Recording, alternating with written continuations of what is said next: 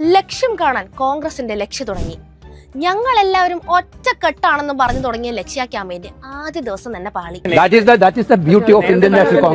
കോൺഗ്രസ് നേതാക്കളുടെ തമ്മിത്തലിന് ഇത്തവണ ചെറിയൊരു വെറൈറ്റി ഉണ്ട്.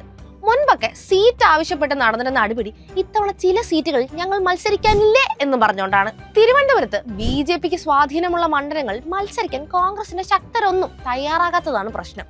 വട്ടിയൂർക്കാവിലോ നേമത്തോ ബലിയാടാകാൻ ഇല്ലെന്ന് കെ മുരളീധരൻ പാർട്ടി നേതൃത്വത്തോട് പറഞ്ഞിട്ടുണ്ട്. കോൺഗ്രസ് സംസ്ഥാന നേതൃത്വം ആകെ കൺഫ്യൂഷനിലാണ്. ശക്തരായവരെ സ്ഥാനാർത്ഥികളാക്കിയില്ലെങ്കിൽ BJPക്ക് വോട്ട് മറിക്കാനാണെന്ന ആരോപണം ഉയരും.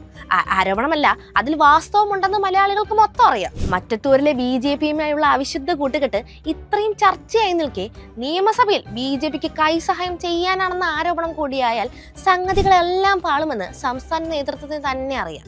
അതുകൊണ്ട് കോൺഗ്രസ് ശക്തർക്കായുള്ള തെരച്ചിലാണ്. BJPയെ സഹായിക്കണമെന്നുണ്ട്, എന്നാൽ സഹായിക്കാൻ പറ്റാത്തൊരവസ്ഥ. കോൺഗ്രസിന്റെ ദുഃഖത്തിൽ പങ്കുചേരുകയല്ലാതെ വേറെ നിവർത്തിയില്ലല്ലോ. എനിക്കല്ലേ നല്ലതാ, എനിക്ക് തോന്നി. നിന്റെ കാര്യം എങ്ങനെ? എനിക്ക് ഇളയതിനെ മതി. എടാ, നിനക്ക് പറഞ്ഞു വെച്ചിട്ട് മൂത്തേനെയാ. അതിന് എനിക്ക് വേണ്ട. അതിന് മൂപ്പിത്തിരി കൂടും. അമ്മാവിന് ഇതിൽ ഇടപെട്ട് എന്റെ കാര്യം കലക്കരുത്. ഇത് നടന്നില്ല, എനിക്ക് വിവാഹം വേണ്ട.